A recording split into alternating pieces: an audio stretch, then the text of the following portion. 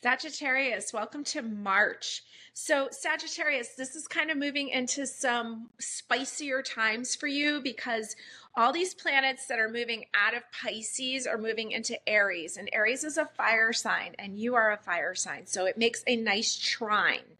And so, we have like in the beginning of the month, Venus moves into Aries.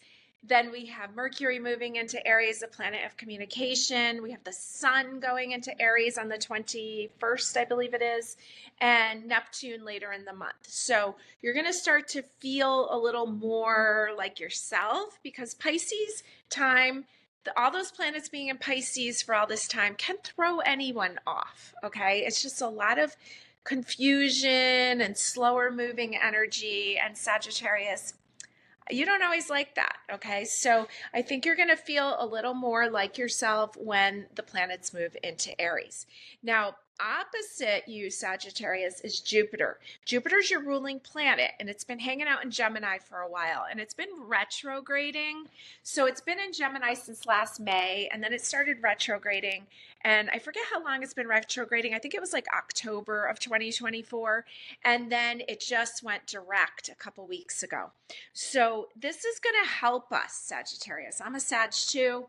And when it's enough to have our ruling planet opposite us, but then to have it retrograding, it's just kind of wacky. So I think we're going to, again, to start to feel more like ourselves with Jupiter, the planet of luck and blessings, going direct across from us. Now, remember we have that full Virgo moon. Let's see, when is it? It's on the 14th. And it's that lunar eclipse, that purge. Now, Virgo is a mutable earth sign, and Sagittarius, you're a mutable fire sign. So this makes a square, and this is not as smooth of an aspect. So make sure that you mark your calendar for the 14th, and maybe even a few days before, so you can put some moon water outside or in a window, and basically just, grab like a mason jar or something and just fill it with water and let it catch the rays of the moon. You do not want to ignore the purge on the 14th because of that square. It can kind of whack you if you don't. So I would think about it's Virgo. So Virgo wants to get things all in order, right? Especially your paperwork. So this is a good time maybe to go through some old paperwork, burn it or something, go bring it to get shredded. And don't ignore the purge so that you can make space for the solar eclipse that's coming on the 29th. And that's also a new moon in Aries, and Aries is trining you, Sag. So the solar eclipse can bring you great stuff. Okay, so let's make it big. It's always going to be big when you're involved, Sagittarius, because Jupiter makes things big. Now, it could also I wrote down, let it make big order, like putting everything in order and then allow it to come in and really bring in some divine order. Okay. So Sagittarius, I think it's going to be a really good month for you. Okay, Sagittarius, I took and put a card onto each position of the zodiac wheel. So I haven't looked at any of these cards yet. We're going to go through house by house so you know what energy is going on for you this month of March, okay? We're starting off with the first house here, and this is Aries house. This is the house of your public image. This is the house of I am. So Aries is the first sign of the zodiac. It has a lot to do about launching yourself forward. It's like you being born, right? This is the house of your childhood. And we have the Moonlight card here from the Forest of Enchantment Tarot. So we're starting off here with like a really magical Moonlight card. It reminds me of the Bunny's Ball, a magical children's book I used to read to my kids. And so it's like there's a magic here in your public image.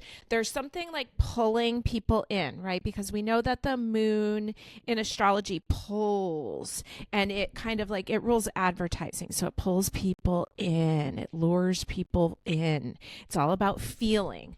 Really, in tarot, I find the moon card a little confusing in tarot because it's actually associated with Pisces. Okay, so your public image has like an ethereal quality to it. There's a nurturing quality to it because the moon is a very feminine planet.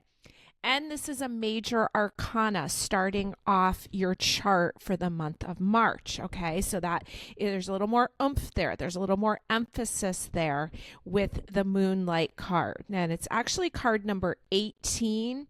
And if you were to add 1 and 8, like we do in numerology, you would get the number 9, and 9 is our number of the year. Remember how 2025 equals 9. So even though the Hermit's our card of the year, the moon is actually our second card of the year. So we've got a lot of really active energy there.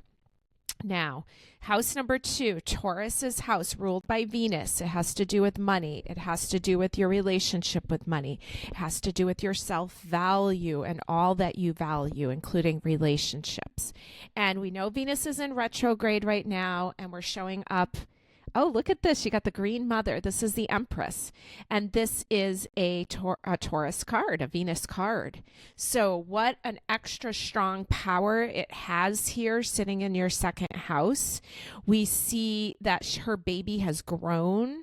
She's nurturing that child, but it's no longer in the infant stage. Okay, so there's things growing. See a bunny down here and all these little hedgehogs and little babies. Okay, so there's a lot of birth. Look at the squirrel up here has a baby, the bird's in the nest. It's really sweet. So there's something here. There's a lot of power in your house of money right now. You're nurturing things along. This is the green mother. So she's going to be, it's like Mother Earth in general. Okay, so there's some nurturing here, staying true to nature. I've been talking a lot about ethical gemstones lately. I'm a Sagittarius, and it's like I have a store and I sell stones, and yeah, but aren't we kind of ripping apart the earth for that? So that's what that kind of came to mind when I was looking at that for myself. And so it may have tones of that for you too, about what are we doing, how we're making money. Is it ethical? Is it green? And how are we nurturing? It's like almost nurturing ourselves, like the way we would nurture a child, and nurturing our relationships, especially the one with our wallet. Okay. And it feels like there's plenty. So that's a lovely thing to see. You're starting off with 2 major arcana. So you got a lot of emphasis in the first and second house. Now we move into the third house, which is Gemini's house. This is the house of communication. This is how you think and how you learn, and it rules your environment, the people around you. You've got the 8 of Swords here, Black Cohosh. 8 of Swords, 8 of the mind, 8 of thought. And she's really, really tied up there. Okay, she's really caught in her mind. So there may be some things like maybe, we're going into a Mercury retrograde this month. We know there's going to be communication as a theme, and you're feeling really tied up. Maybe there's some things you want to say, but you haven't been saying. The 8 of Swords is usually somebody tied very loosely. This one's a little bit, doesn't look as loose to me.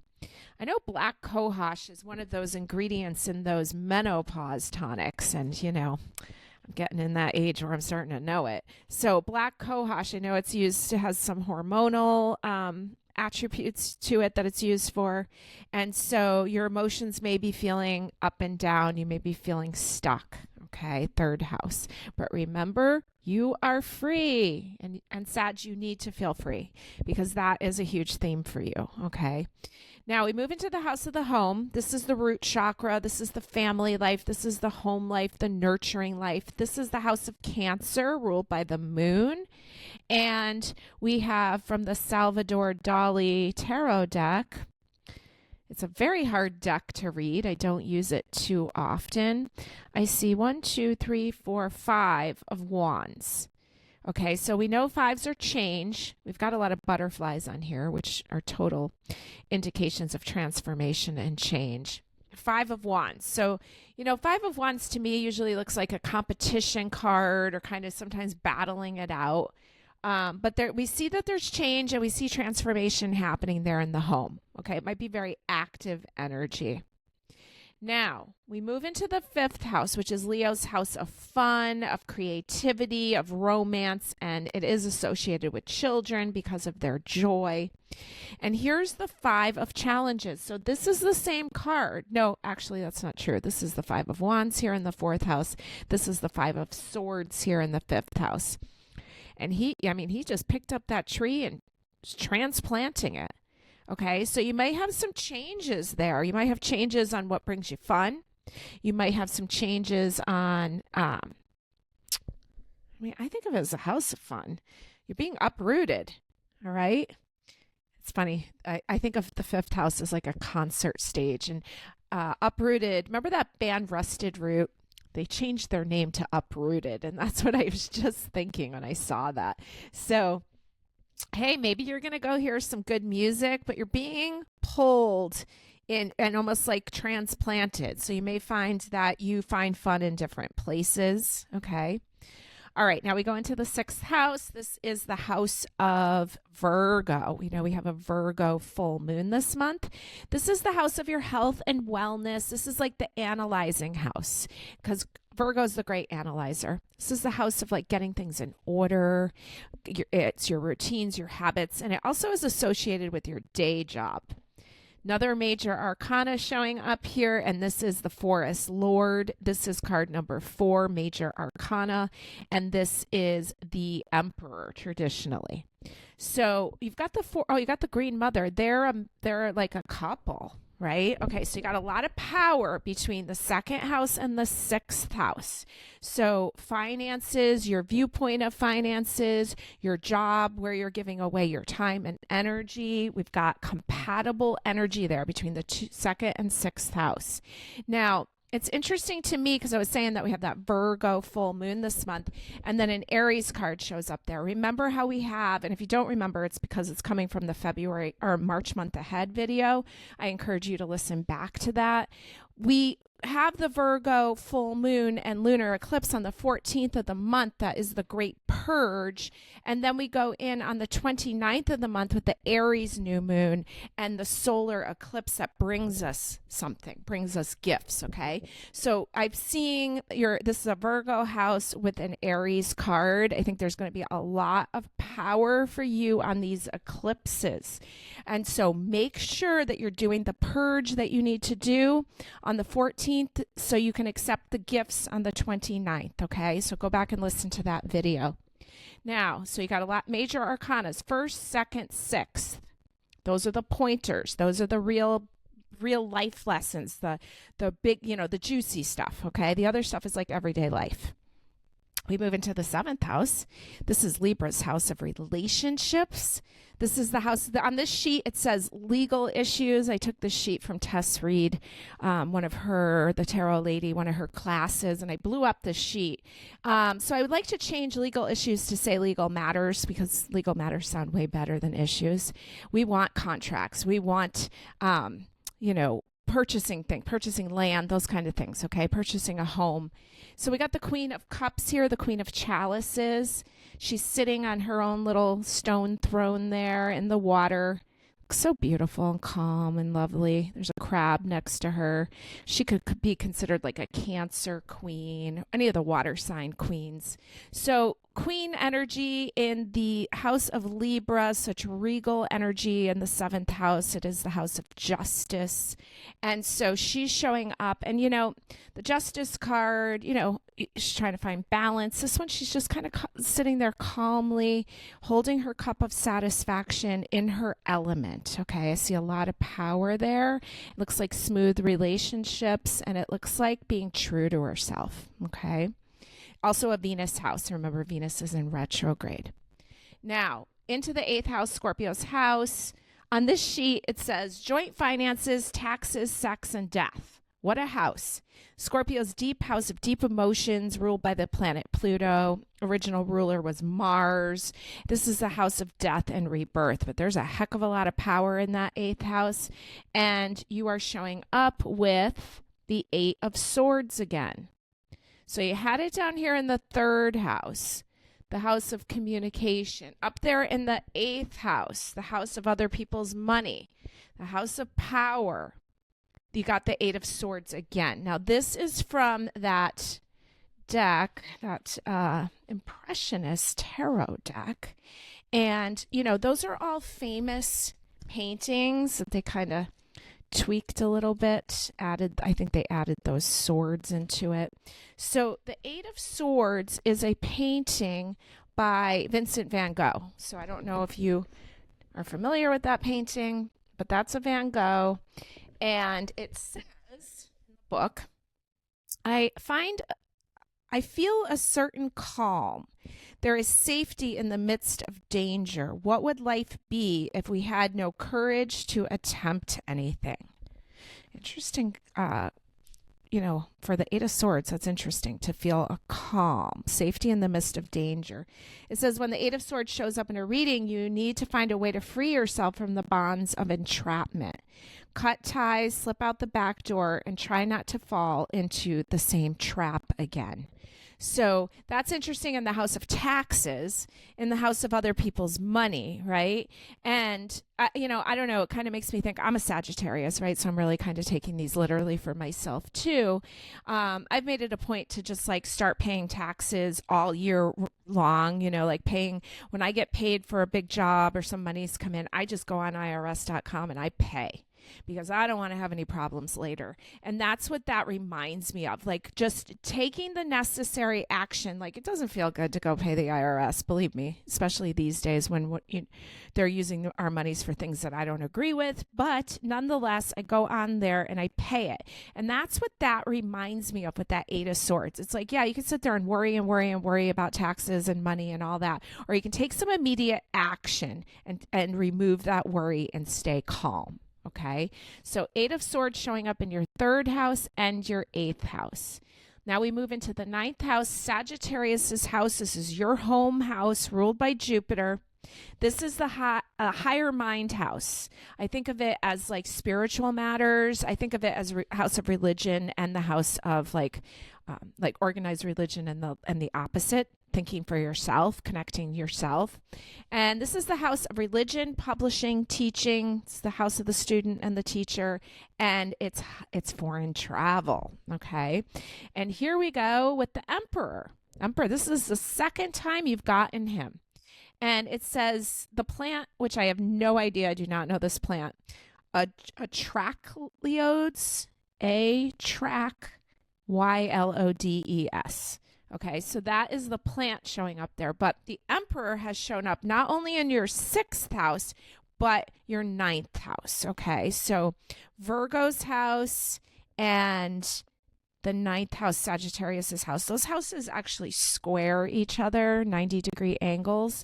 So there may be some things about your work, your routine there that's showing up, like, and then kind of squaring with your house of freedom.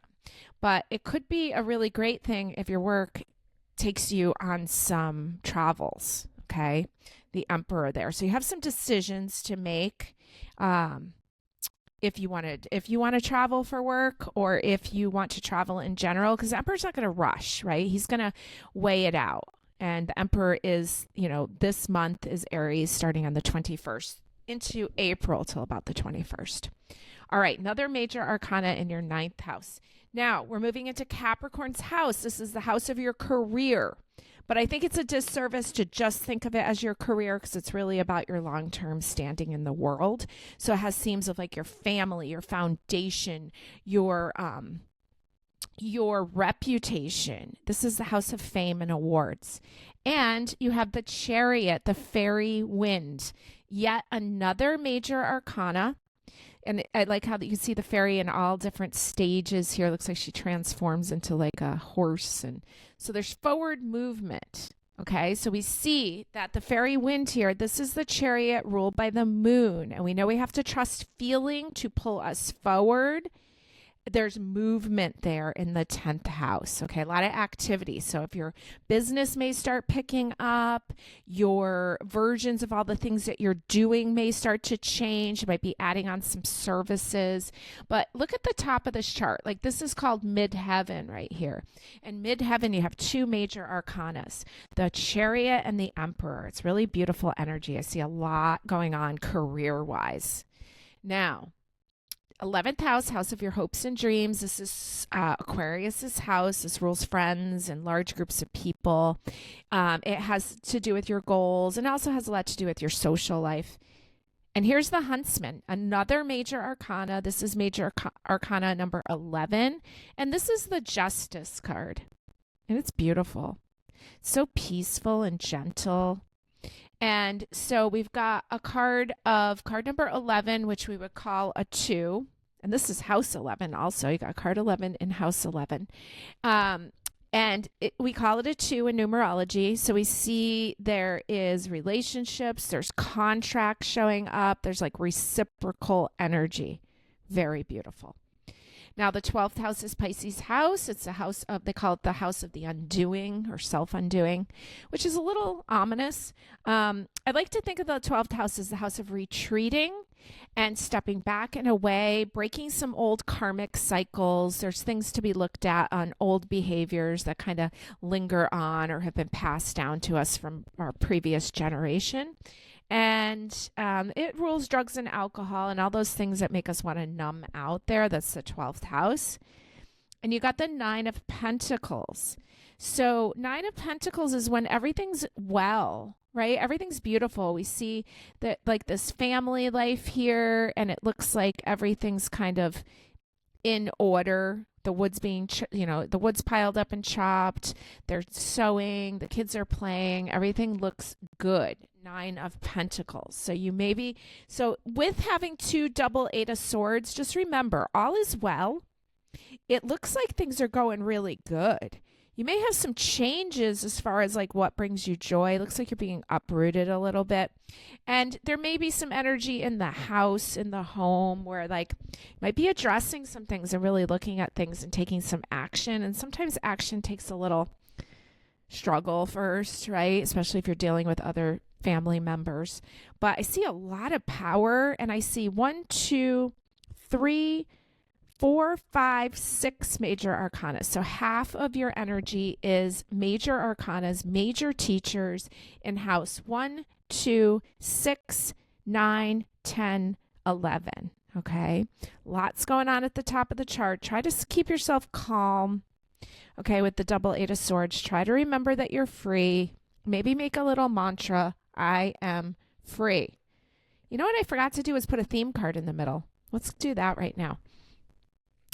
And the theme card is the Knight of Athens, which is traditionally the Knight of Swords.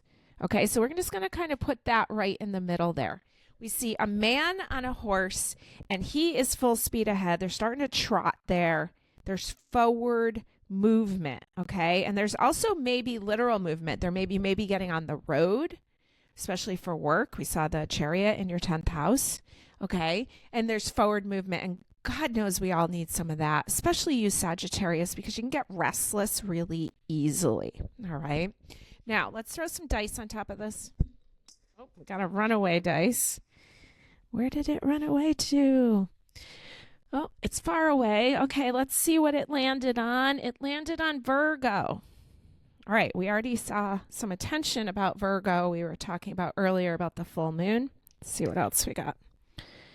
We've got Saturn in Virgo in the 12th house. Interesting. Okay, so Saturn is responsibilities. It rules this 10th house up here where you had the Chariot. Okay, so you've got some serious work stuff, some long-term success. Remember, Saturn's like the Lord of the Zodiac, okay? He's like the disciplinarian parent. You've got Saturn showing up in the sign of Virgo, the analyzer.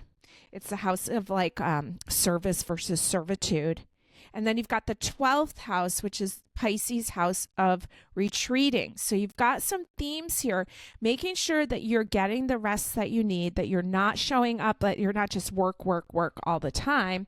You have to analyze kind of the difference between Virgo and Pisces and how much work you can take, like not overcommitting, because remember 6th and 12th house are opposite each other. Virgo's house, Pisces house. And so you've got Saturn showing up here saying, let's really look at this, make sure we're doing this correctly, that we're doing this properly. And then Virgo comes in and wants to analyze all the details, but Virgo tends to like Virgo sometimes needs to say no more because they want to be of service. And the 12th house says, hey, you got to break some of these old cycles. You can't just always be committing to things. You have to be careful, and you have to make sure your rest work balance is correct. Okay. So I see a great month for you, Sagittarius. I mean, I'm personally excited being a Sagittarius to see this. I think Saturn showing up is really just showing us that there's going to be a lot going on opportunity wise with your work. Okay. And I mean, to me, the worst thing is like when there's no activity, right? So at least there's some movement going on. Now, let me give you some power days for the month. So we already know that we have the Virgo full moon on the 14th. The moon actually moves into Virgo on the 12th. So you get some power times. Wednesday the 12th, 3:56 a.m. through Thursday the 13th through Friday the 14th until 2:59 p.m. Power times. Make sure to listen to the month ahead talking about how to take advantage of the purge that comes with that Virgo moon. Now, you rolled Saturn. Saturn rules the sign Capricorn. The moon moves into Capricorn on Saturday, the 22nd at 3:29 a.m., and it stays there Sunday and Monday. Then it moves into Aquarius. Well, Saturn's the original ruler of Aquarius also. So you get more power times through the 25th and the 26th. And then you actually rolled Pisces. So you continue 26th, 27th, 28th until 4:36 p.m. So you got a really nice run there. And even before the moon moved into Capricorn, it was in Sagittarius. So you're probably going to feel pretty good.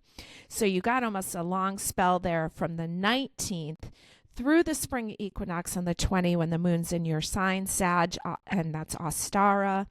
And then we just so you get kind of like almost like the 19th at 4:17 p.m. And I would say right through to Friday the 28th at 4:36 p.m. are going to be power times for you. Thank you for listening, Sag. Have a great month.